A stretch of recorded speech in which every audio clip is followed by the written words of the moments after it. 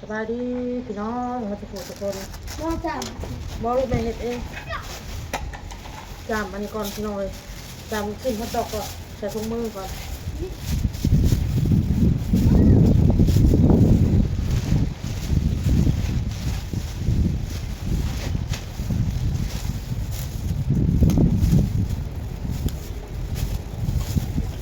แล้ว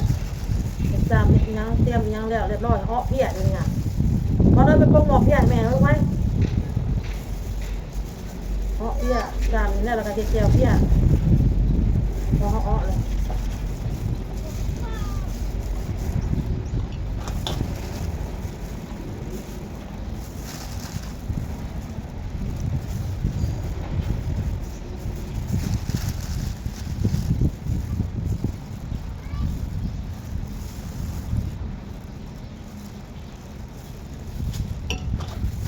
มาลงมาเอ้ยทำไง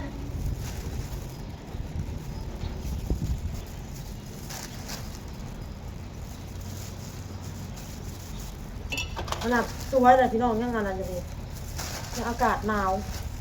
รู้สึกเย็นนะรู้สึกอันหนาวรู้สึกเย็นเลย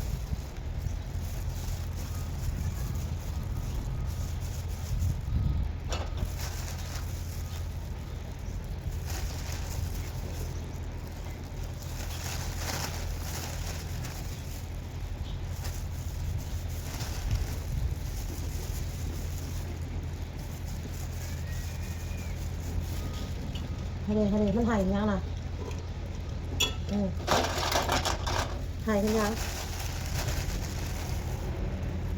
แล้วนี่ก็ไปหาน้ำอาบน้ำอย่าอ้นหรอกพี่น้องเอ้ย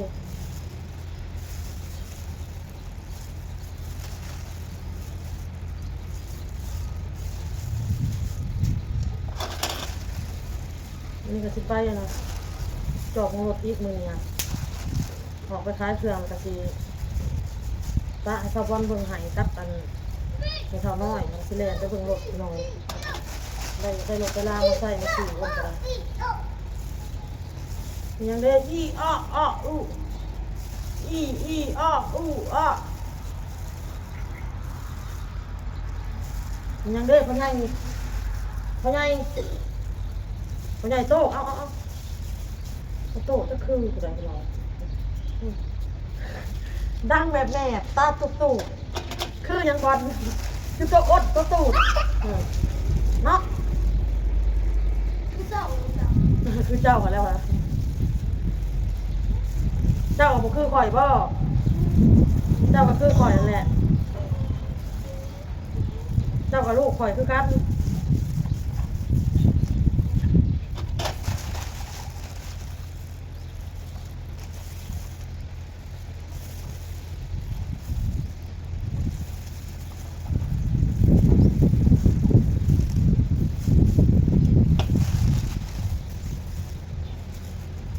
ตู้ก็อาบน้ำให้แล้วพี่น้อง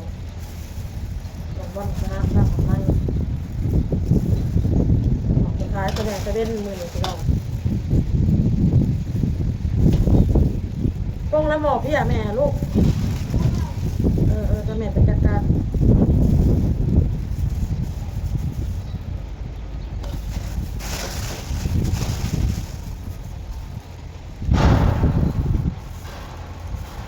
เมื่อนี้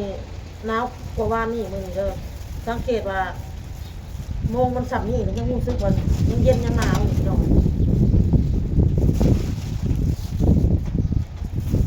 ย่างกับฟิวมา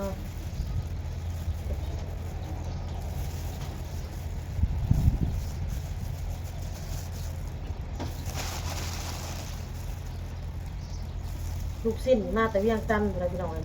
เมื่อที่อ้นไปซื้อมานะมันขาดเนาะมันบ่มีวัดลูกสิ้นยังมาบอกว่าโอ้ยว่ะ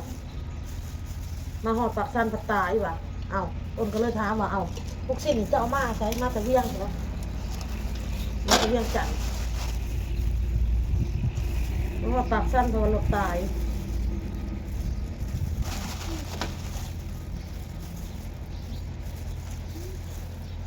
มือได้อ้นเหนื่อยอ้นกับโอเคพี่น้องคือปิดหาดมาเลย เห็ดตัวนั้นตัวนี้แล้วก็พักผ่อนที่จริงเขาอยากเห็ดให้มันแล้วหมดทุกอย่างตื่นมาถึงบริเห็ดอย่างหลายเท่านี่แหละมันเมื่อยพี่น้องเขาถ้าลูกที่เขากระปิงปลาทูฮันปิงตับกระจามเอ็นฮันตัวเองขายเมื่อวานนี่แหละมันเรือเขามาเมื่อวานเนาะกระปิงนั่นแหละกินกับลูกของเจ้าคนกับบริเห็ดคลิปถ่ายคลิปหน่อยมันได้กระจามเอ็นปิงปลาทูอยู่ปิงซีนกินไปนั่นแล้วพี่น้องชอบเลยนะเป็นเห็ดอ่อมเห็ดแกงมาเบิ่งกันมีเห็ดมาเครื่องขายเครื่องขายเลยเห็ดข้าวสับเครื่องสับนะแล้วก็ข้าวมาอยู่มานอนมาลูกน้ำผัวแล้วจะมาครับพ่อแม่ดอกกระยันพ่อเมียเฮามันอยากมีนู่นนี่กันพ่อแม่นั้นบ่มียังกันกับนอนแล้วพี่น้องนอนกันแล้วปั๊บมาปั๊บ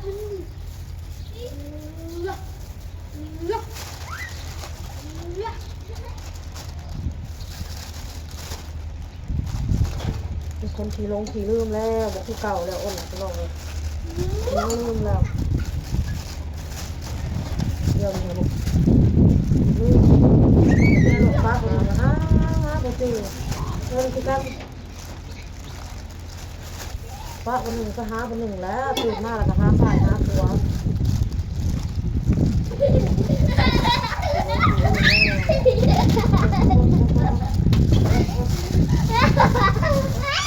อันนี้ไปเข้าตู้เย็นไว้ให้แม่ไว้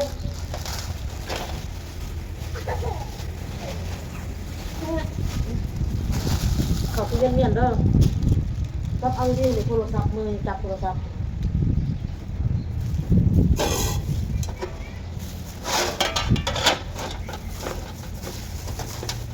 จากเอ็นคอได้พี่น้องได้บ้าง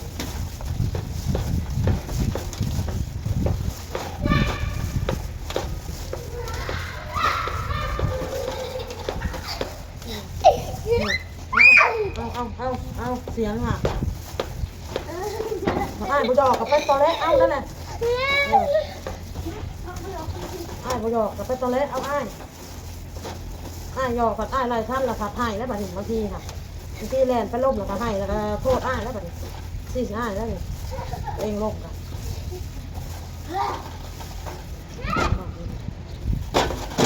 เป็นรักเรียบร้อยก็เลย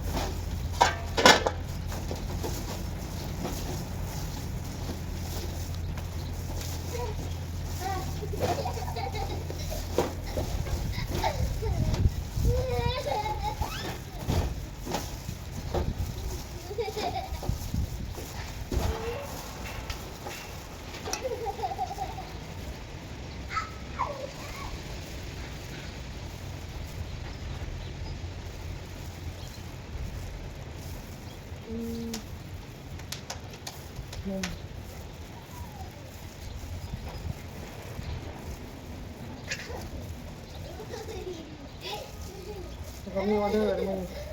มีออเดอร์ของพรีเมียมอะไรยังอยู่200ก็เพียงเนาะเป็นไงคงกับสิจอบของเราเอาเราขึ้นมากเอาหายล่างมือก่อนเราขึ้น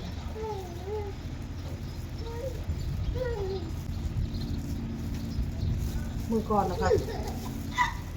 เราขึ้นมาครับจะเอาจ่ามเราที่เราโอนเอาหายเราได้เนี่ยพวกเอาจ่ามมากินเหมือนเรามาซื้อน้ำมันเนี่ยแหละมันมีข่าวเรามีข่าวกินเหมือนคนก็งงFCซื้อข่าวกันแต่ว่าเมื่อซื้อนะครับเมื่อวานนี่ซื้อมือก่อนครับ FCก็ซื้อข่าวเรายังมีข่าวกินโอนข่าวนี่น้อยเดียวนี่โอนไปหายมีข่าวด้านหนูมีนกกินเอาจ่ามเอาจีบมาแล้วก็โอ้โหออกจากเนี่ยโอ้ตายไปเราเลยเปลี่ยนเอาตัวใหม่ก็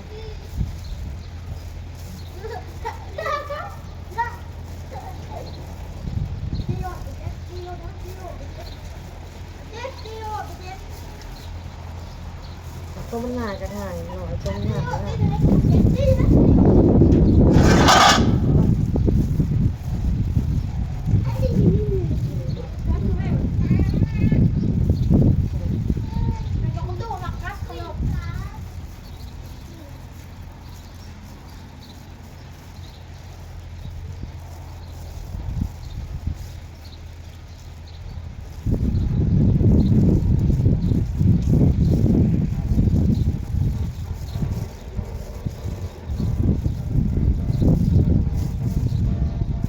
ง่ายเลยพี่น้องเลยวัดเอามีดมาให้แม่หน่อยบ้างไหม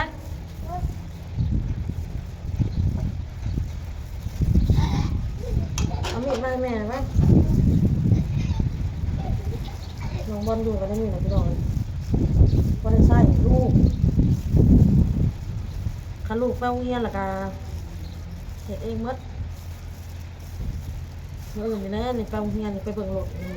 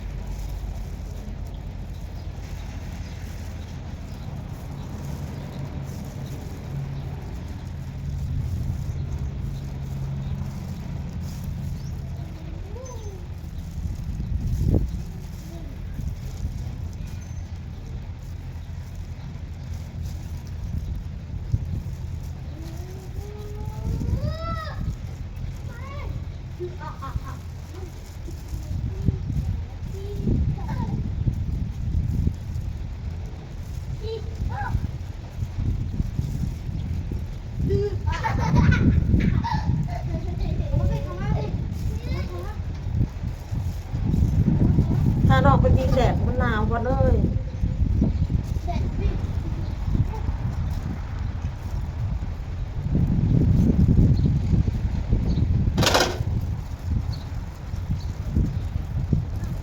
โอ้ยากเลยพี่น้องเดี๋ยวจะได้กินเลย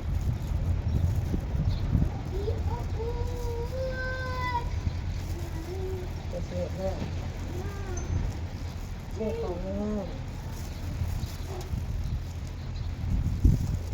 หนังจะโดนเลยทั้งหมดอะไรใหม่ทุกคนเป็นยังมันจึงซ่าเป็นยังมันจึงมาแล้วพี่น้องนี่แหละ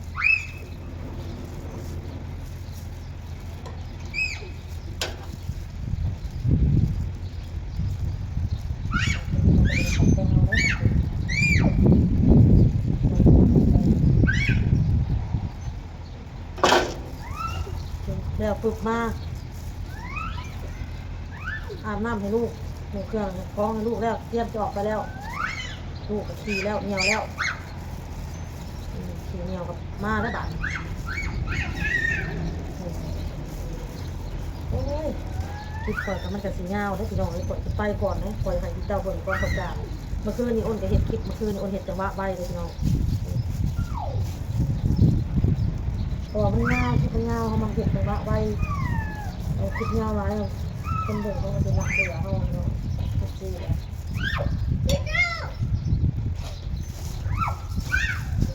มาก็ได้ซองใหม่ยังเติมนะไปเลยพี่น้องเลย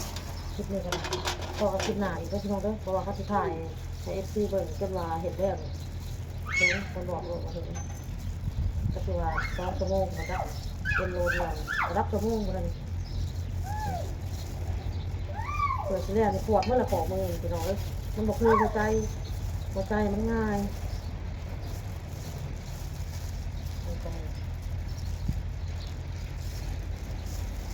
มันเขียนง่ายหัวใจง่ายแต่เขาก็ต้องเสียงไปตามมันเร็ว